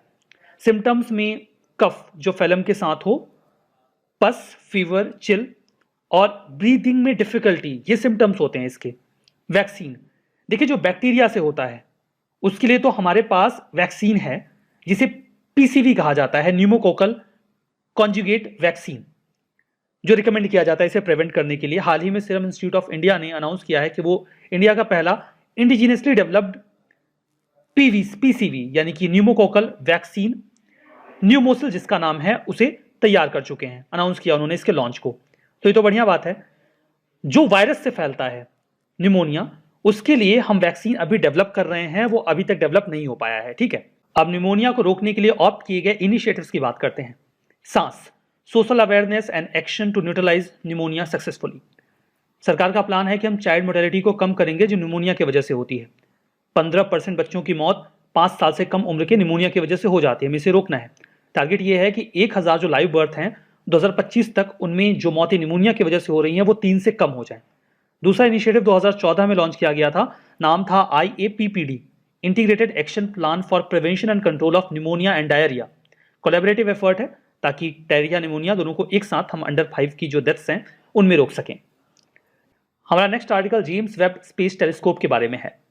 नासा इसे लॉन्च करने का प्लान बना रहा है, लेकिन हो सकता है इसका नाम बदल दिया जाए। देखते हैं बदलते हैं कि नहीं, इसी वजह से न्यूज में आया। जेम्स वेब टेलीस्कोप काफी लंबे समय से प्लान चल रहा है, इसे लॉन्च करेंगे। कुछ न कुछ दिक्कत आई जाती है, हम पूरी तरीके से तैयार होने के बाद ही इसे लॉन्च करना चाहते हैं ताकि कोई गड़बड़ी ना हो, क्योंकि स्पेस की हिस्ट्री में जो कोलैबोरेटिव एफर्ट किए जा रहे हैं उसमें एक बहुत इंपॉर्टेंट स्टेप है जेम्स वेब टेलीस्कोप। ये नासा, यूरोपियन स्पेस एजेंसी और कैनेडियन स्पेस एजेंसी का एक कोलैबोरेटिव एफर्ट है, तीनों मिलकर इसे लॉन्च कर रहे हैं। टेलीस्कोप हबल स्पेस टेलीस्कोप का सक्सेसर होगा। हबल स्पेस टेलीस्कोप ने हमें यूनिवर्स के बारे में बहुत अच्छी जानकारी दी और जेम्स वेब टेलीस्कोप उसका एडवांस वर्जन है, उससे कहीं आगे और बढ़िया काम ये कर सकता है। ध्यान देने वाली बात यह है कि जो हबल टेलीस्कोप था वो ज्यादा एक्सपर्टीज रखता था जो विजिबल लाइट है उसे डिटेक्ट करने में। हालांकि ये जो अल्ट्रावायलेट और इंफ्रारेड है उसे भी कुछ हद तक डिटेक्ट कर पाते थे, लेकिन इनकी इफिशियंसी उसमें नहीं थी। जबकि अगर आप बात करें जेम्स वेब टेलीस्कोप की तो ये एक्सपर्ट होगा इंफ्रारेड लाइट को डिटेक्ट करने में। लाइट के स्पेक्ट्रम में विजिबल लाइट के राइट साइड में आपको इंफ्रारेड लाइट मिलती है। इस स्पेक्ट्रम को अगर ये अच्छी तरीके से इफिशिएंटली स्टडी कर पा रहा है तो हम दूर दराज के जो भी ऑब्जेक्ट हैं उन्हें आसानी से डिटेक्ट कर पाएंगे और यूनिवर्स की कॉस्मिक हिस्ट्री को समझ पाएंगे। ऑब्जेक्टिव होगा कि हम यूनिवर्स में और ज्यादा दूर तक देख सकें, जहां तक हमने हबल टेलीस्कोप से देखा उसके और आगे। हम दुनिया में जब बिग बैंग के बाद पहले स्टार्स और गैलेक्सीज बने उनको खोज पाएं, प्लैनेट, स्टार्स, गैलेक्सीज के बर्थ और उनके इवोल्यूशन को अच्छे से समझ पाएं, दूर की दुनिया को एक्सप्लोर कर सकें, सोलर सिस्टम को स्टडी कर सकें और डिटरमाइन कर सकें कि ऐसे कौन से प्लैनेट्स हैं जहां पर लाइफ की संभावना बनती है। ये सारी जानकारी हम उम्मीद करते हैं कि जेम्स वेब टेलीस्कोप हमें देगा। आर्टिकल जियो इमेजिंग सैटेलाइट EOS-03 के बारे में है। कॉन्टेक्स्ट ये है कि सैटेलाइट अभी लॉन्च की जाने वाली है 2021 के 3rd क्वार्टर में। EOS-3 अर्थ ऑब्जर्वेशन सैटेलाइट, ये इसका शॉर्ट आप कह सकते हैं। जियो इमेजिंग का मतलब ये है कि ये धरती की इमेजेस कलेक्ट करता रहेगा। ये सैटेलाइट दिन में 4 से 5 बार हमारे देश की इमेज को कलेक्ट कर सकता है। अर्थ ऑब्जर्वेशन सैटेलाइट है एक प्रकार की, नाम से स्पष्ट है। देखिए लास्ट ईयर हमने EOS-1 लॉन्च किया था। ये भी एक प्रकार की रडार इमेजिंग सैटेलाइट थी जो रडार का इस्तेमाल करके अर्थ की इमेजेस कैच करती थी। ये रीसैट 2B और रीसैट 2B R1 के साथ मिलकर काम कर रही है।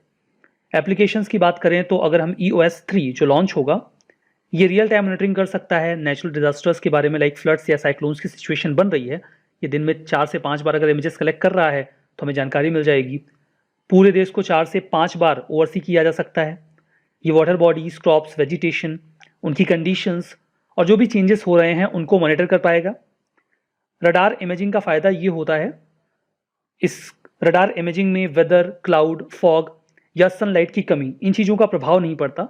वो लगातार इफिशिएंटली हाई क्वालिटी इमेजेस हमें प्रोवाइड करवाते रहते हैं। Earth observation satellite remote sensing satellites होते हैं जो अर्थ को ऑब्जर्व करते रहते हैं।